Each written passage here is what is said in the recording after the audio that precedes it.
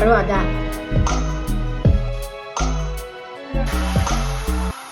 Hello' everyone, welcome back to my another blog. আজি হৈছে বুধবাৰ আৰু এতিয়া বাজি গৈছে আবেলি 4টা। এয়া দেখিছেনে, যোৱাকালি ৰাতিপুৱা মচুৰ দালি তিয়াই থৈছিলোঁ বৰ খাবৰ কাৰণে, কিন্তু ৰিয়াই ক'লে মা মোৰ ৰুটি খাব মন যোৱা নাই, সেইকাৰণে তাইক এনেকৈ মই বনাই দিলোঁ। আগতেও মই এইটো ৰেচিপি দেখাইছোঁ, দেখিছেই নহয়। মচুৰ দালিখিনিতে অকণমান আদা নহৰু দি পেষ্ট এটা বনাই লৈছোঁ, অকণমান নিমখ ছটিয়াই লৈছোঁ। বাছ টাৱাখনত অকণমান তেল সানি পানী ছটিয়াই মচি লৈছোঁ আৰু ইটোৰ পাছত সিটো দি গৈছোঁ। বাৰে বাৰে তেল দিবই নালাগে, হোৱাৰ সময়ত অকণমান ওপৰত তেল দি দিলেই হৈ যায় আৰু ধুনীয়াকৈ এৰাই আহে। আৰু মই যিহেতু চুকুৰা থকা দালিটো মচুৰ দালিটো বনাইছোঁ, সেইকাৰণে অকণমান দেখাত ৰংটো এনেকুৱা হৈছে। আৰু আপোনালোকে খাব পাৰে, বহুত টেষ্টি আৰু বহুত হেল্ডি হয়। সৰু ল'ৰা ছোৱালীৰ কাৰণেতো ভালেই, ডাঙৰ মানুহৰ কাৰণেও বহুত ভাল। আৰু ঘৰতে থকা বস্তু, সকলোৰে ঘৰত মচুৰ দালি থাকেই, ৰাতিতে খালি তিয়াই থ'লেই হৈ যায়। আৰু ইয়াত চাওকচোন, ইখনৰ পাছত সিখন হৈ গৈছে। বনাবলৈও সহজ, খাবলৈও একদম বহুত টেষ্টি।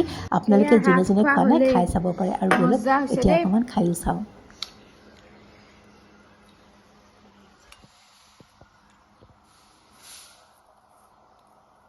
এয়া ল, মই খাই দিছোঁ। মজা। মোৰতো ধৰ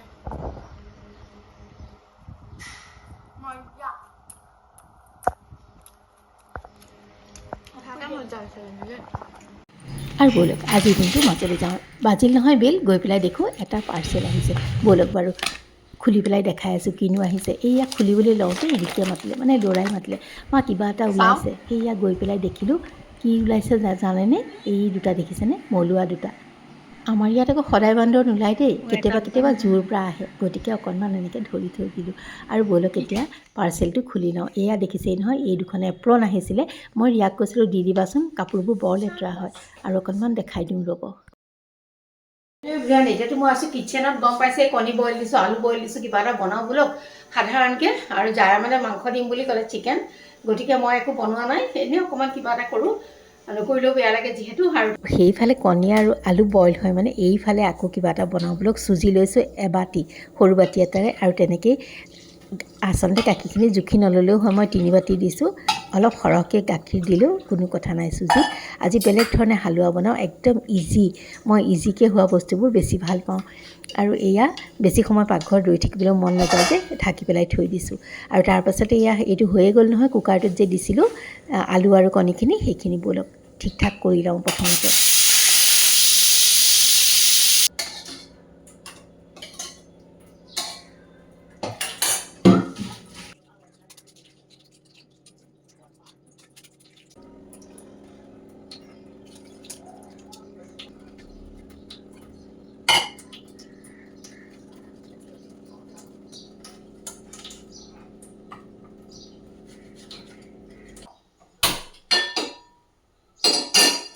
অকণমান জিৰা দিছোঁ, নহৰু পিঁয়াজ বেছিকৈ দিলে বেছি ভাল লাগে। মোৰ হাতত পৰিমাণবিলাক অলপ কম কম আছে।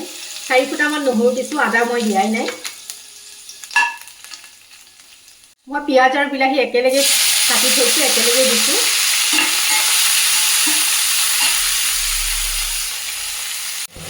অকণমান সোনকালে সিজক বুলি দি দিছোঁ নিমখ। এইটো মোৰ ঘৰতে বনোৱা চচ, মই এইটো ব্যৱহাৰ কৰিম। মানে বিলাহী অকণমান বেছি দিলে এইটো নকৰিলেও হয়, মই অকণ বিলাহী কম দিছোঁ যেতিয়া এইটো দিছোঁ। এইটো নিদিলেও কথা নাই, মই অকণমান দিছোঁ। হালধি ব্যৱহাৰ কৰিবলৈ পাহৰিছিলোঁ, অকণমান মই এতিয়াই দি দিছোঁ।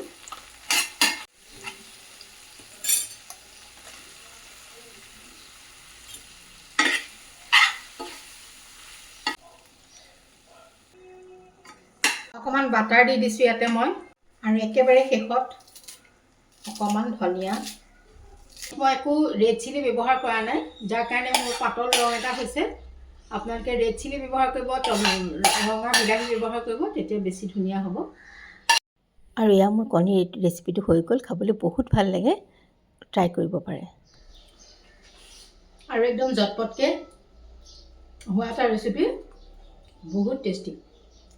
কেতিয়াবা কি খাওঁ লাগি থাকে যে, মাছ মাংস একো নাথাকে, তেতিয়া এনেকৈ খাব পাৰে। কণী কম থাকিলেও কথা নাই, আৰামছে।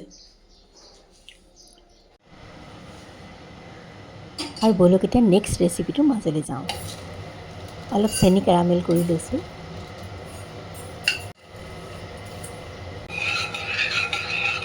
আৰু এতিয়া ইয়াতে দি দিছোঁ অলপ ৰিফাইন আৰু এতিয়া গাখীৰত তিয়াই থোৱা চুজিখিনি।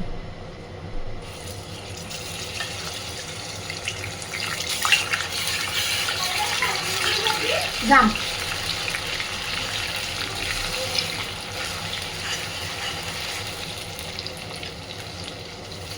আগবেলা নে পিছবেলা?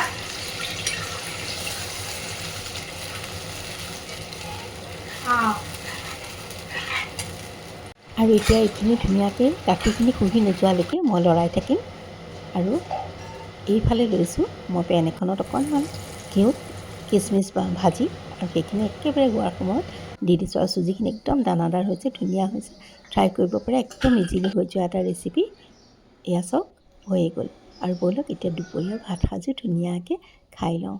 এইফালে মই টেবুল ৰেডি কৰিছোঁ আৰু সিহঁতি গা ধুব গৈছে। আৰু ব'লক, এইটো মোৰ কণীৰ ৰেচিপিটো খাবলৈ কিন্তু বহুত টেষ্টি হৈছিলে দেই।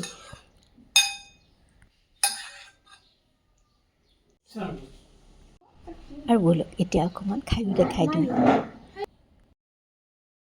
আৰু যদি ভিডিঅ'টো চাই ভাল পালে তেন্তে প্লিজ লাইক, শ্বেয়াৰ, কমেণ্ট কৰি মোক উৎসাহিত কৰিব। একদম টেষ্টি। আৰু তেন্তে আজিলৈ আহোঁ।